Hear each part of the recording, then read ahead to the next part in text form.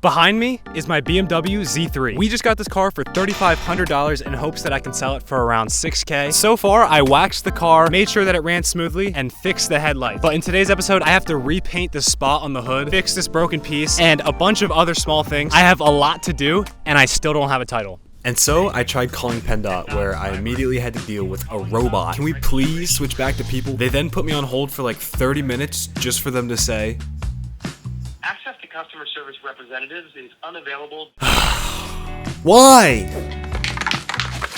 So I got my paint, primer, and sandpaper. There's like a black thing in the way and I need to take it off. I'm gonna tape off the entire car and get ready to paint it. I am so scared. Turns out that black thing is actually the wiper fluid dispenser, so I'm just gonna paint around it and not mess with it. I washed the area with soapy water and then I started sanding. I was trying to make the peeling clear coat flush with the good clear coat, but it seemed like no matter what I did, it just kept peeling more and more. So I quick asked ChatGPT and it said I'm using way too low of a grit and I should be pushing a lot lighter, letting the sandpaper do the work, and I did that and it seemed to do the trick. And after about 3 hours and a lot more paint sanded into than I really needed, I finally finished sanding. From running my finger across, you can't feel a drop off anymore and it's just smooth, which is exactly what I wanted to see. And now it was time for the dreaded painting of the hood. I taped off the entire car just in case I accidentally spray paint anywhere but the spot I'm repairing. And now that that's done, I had to hit a quick outfit switch. Fortnite Battle Royale!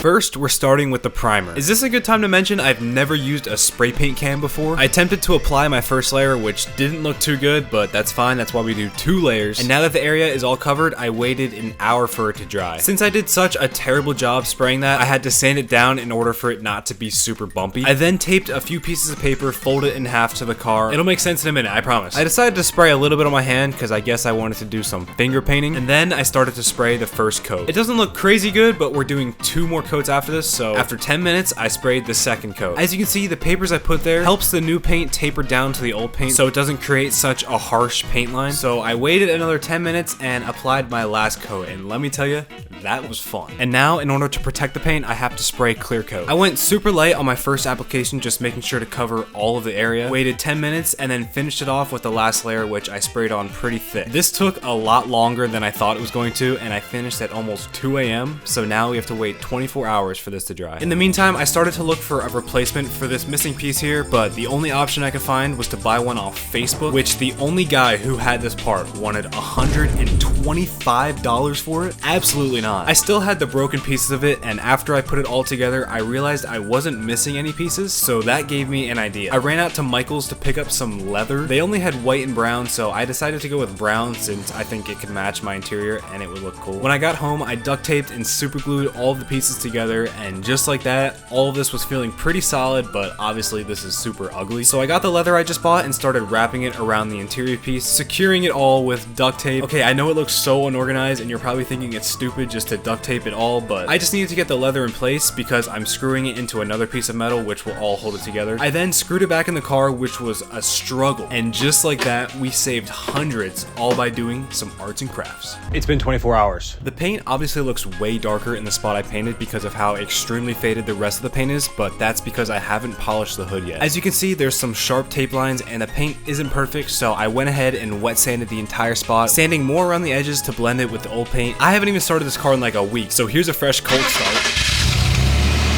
Look, I know you all are probably tired of watching me just scrub this car, but I spent almost 7 hours doing all this, so please let me know in the comments if you're enjoying these videos. You can still very clearly see the paint transition, so I decided to sand a little bit more, occasionally polishing and compounding just to see how it looks, and after 3 hours, this is the final product. It's definitely not perfect, but it's a whole lot better than what it was. And now to fix the AC. When I turn it on, it blows very strong, but it doesn't blow cold. So I quick ran out to AutoZone to buy some refrigerant, and when I got back, hey guys, Chris Fix here. Today I'm going to show you how to easily make your air conditioning cold again. seriously, what would I do without this guy? The whole process is super easy. Just unscrew the cap, make sure you take off the safety thing, and then plug it into this port. The gauge said I was at 0 PSI, which low-key kind of concerned me, but as I started adding it, I heard the compressor kick on, which was a really good sign. Make sure to shake the can as you pull the trigger, just to be sure that you're moving around and mixing all of the contents inside of the can. I charged it up to 45 PSI, and that's all there is to it. Now don't get me wrong, this AC is blowing pretty cool, but that is a little cooler. I've been putting it off, but I really need to put this rear view mirror back on. I personally think it looks a lot cleaner without a rearview mirror on, but no, you have to have one legally. It's not that big of a deal. So here's before and after. Nothing special. It's a mirror. And now that it's all clean, it looks great, but I still can't sell it because I don't have a title. I'm losing hope.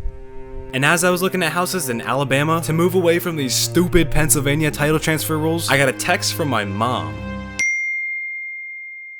What surprise? You have to say it. What do you mean to say? You say like your title came. Oh, okay. All right, ready? Run it again. All right, what's the surprise? What you've been waiting for, your title. Yay! After 4 weeks of waiting, finally, I can sell the car. And like clockwork, I'm cleaning the car again. But this time, since it's most likely my final detail, before I take pictures, I'm gonna ceramic coat all of the trim pieces to give it a slight but very noticeable new look. Here's what they look like now, just remember how bad and faded these look. First, I cleaned the area with soapy water, then wiped it down with alcohol. As you can see, the alcohol makes the plastic look dark, but only temporarily. When I put the ceramic coating on, it does the exact same thing, except the plastic stays dark. I swear, these kits make me feel like I'm unboxing an iPhone. They're so fancy and easy to use. All you gotta do is just put a few drops on the applicator pad they give you and work it into the plastic. This step always has the most satisfying before and after because of how dark the ceramic coating makes the plastic. So here's a before and after. It's a very subtle difference, but it goes a long way. Once again, I'm linking every product I use in the description of this video. And now that it's freshly washed, it's time to take some good pictures. I really took my time with these photos because in my opinion, the pictures are the most important aspect in selling your car. And these ones turned out amazing. After seeing how good these turned out, I priced the car at $6,500, wrote up a quick description, and listed it. Now we play the waiting game. I just listed the car up for $6,500. Driving this car, it's almost euphoric in a way because I would have never in a million years expected that just buying these two cars have almost got me to 100,000 subscribers. We are so close. It's literally been my dream ever since I first heard about YouTube. Just as a reminder, once we actually save up enough funds, I'm going to be taking a one-way plane ticket to like Arizona, New Mexico area, buying my dream 350Z, and then driving all the way back to my home state of Pennsylvania. I just recently took a trip to Colorado, and the scenery there was so perfect, and I am so excited to drive through on the way home. That just motivates me even more to keep doing this. So if you want to be there for my journey, be sure to subscribe. I really did not expect to get the title for probably like another month. I was about to put this car into a storage unit and then buy another car to flip. And now that I have the title, I already made plans to buy this car. So we might end up having two cars very soon. I'm not going to give it away, but this next car is going to be so fun. I'm so excited to show you guys. But with that, the next video is dropping very soon. Have a great rest of your day. Peace out.